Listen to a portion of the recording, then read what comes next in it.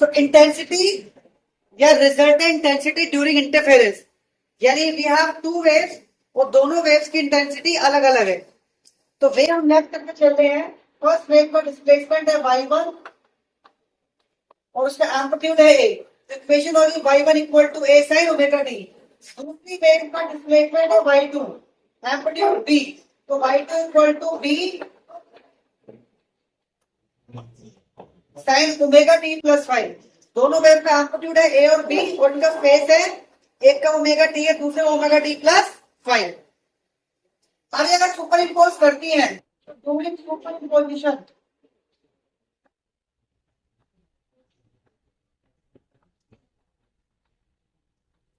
What is the principle of super imposition?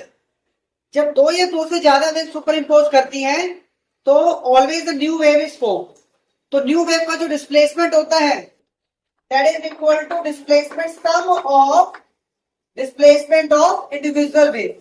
जितनी wave superimpose करी है सबके डिस्प्लेसमेंट को अगर हम ऐड कर देंगे तो नया वेव का डिस्प्लेसमेंट हम कैलकुलेट कर सकते हैं। तो वैल्यू पुट कीजिए y1 y2 की a sin omega t plus b sin omega t plus 5।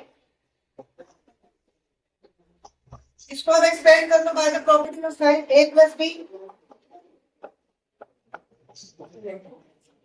It becomes sin omega t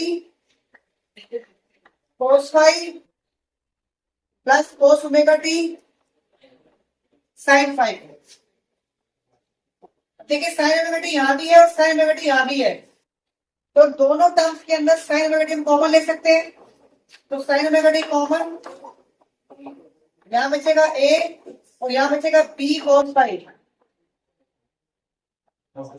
What we have? t cos omega t into sine 5। तो ये अपने पास y की वैल्यू आ गई, यानी equation of resultant wave. But जो हमने दो wave ली थी, equation first and equation second, दोनों ही सिंगल वैल्यू फंक्शन है।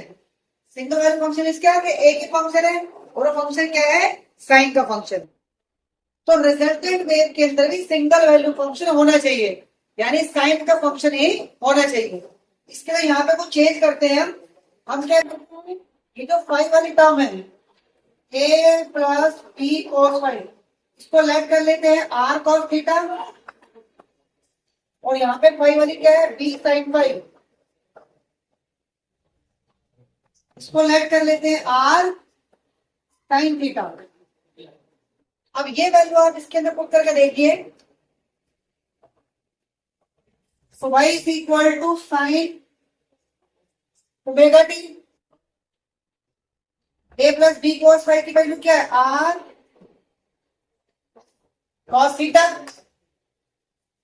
प्लस b sin 5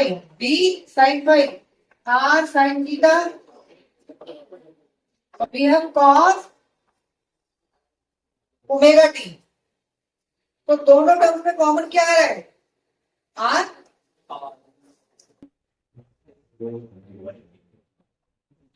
तो here we have sin omega t into cos theta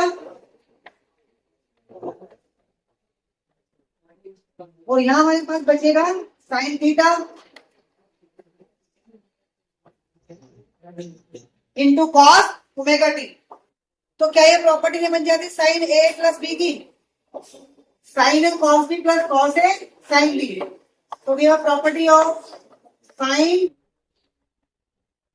A plus B.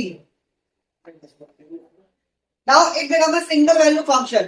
तो यहां पर हमारे पास सिंगल वैल्यू फंक्शन नहीं था, अब हमारे पास एक सिंगल वैल्यू फंक्शन बन जाता है द फॉर्म ऑफ साइन। और यहां पर जो आर है it is the amplitude of this equation. जिस तरह यहाँ पर ए और बी एम्पलीट्यूड है उसी तरह वहां पर कैपिटल आर एम्पलीट्यूड है। अब जैसे हमने डिस्कस किया था कि इंटरफेरेंस में चाहे कंस्ट्रक्टिव या डिस्ट्रक्टिव हो, एम्पलीट्यूड या तो ऐड हुआ या आपका सेपरेट होगा। तो अगर एम्पलीट्यूड ऐड हो रहा है तो ऐड किसका हो रहा है, जो इंडिविजुअल वेव का एम्पलीट्यूड है उसी को ऐड करके रिजल्टेंट वेव का एम्पलीट्यूड हो रहा है। तो यहाँ पर जो कैपिटल आर है वो रिजल्टेंट वेव का एम्पलीट्यूड है तो किसको ऐड करके आ रहा होगा? जो इंडिविजुअल वेव का एम्पलीट्यूड है, यानी इनडायरेक्टली जो आपका कैपिटल आर है वो स्मॉल ए और स्मॉल बी पर डिपेंड करेगा।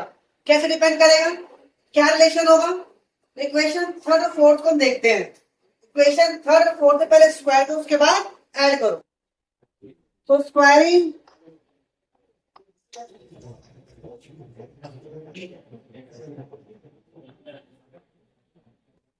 इक्वेशन 1 एंड 2, इनको स्क्वायर करोगे, ऐड करोगे तो R square taking common, squaring and adding, तो you can take R square common. Here a plus b cos phi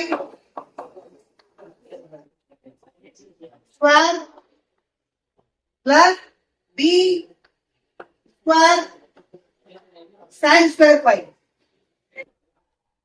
पहले हमने स्क्वायर के स्क्वायर हमने ऐड कर दिया, it becomes 1, so we have only r square. इसका स्क्वायर खोल देते हैं, a square b square cos square phi plus 2ab cos phi plus b square sin square phi। अब यहां से क्या कॉमन आएगा दोनों में? इन दोनों टर्म्स के अंदर बी स्क्वायर कॉमन आ रहा है, और अगर बी स्क्वायर कॉमन होगा तो it become the property of sin square plus cos square phi, that become again 1। So we have a square b square plus 2ab cos phi। तो यहां से r की वैल्यू आ जाती है a square b square plus 2ab cos phi। This would be the resultant amplitude। तो resultant amplitude find kind of resultant intensity, और as we know intensity is directly proportional to square of amplitude। तो first wave की intensity क्या आ जाएगी? I1, that is k a square. Second wave क्या बन जाएगी? I2, that is k b square. और रिजल्टेंट वेव की क्या बन जाएगी? I equal to k r square. This will be the resultant intensity. I is the resultant intensity.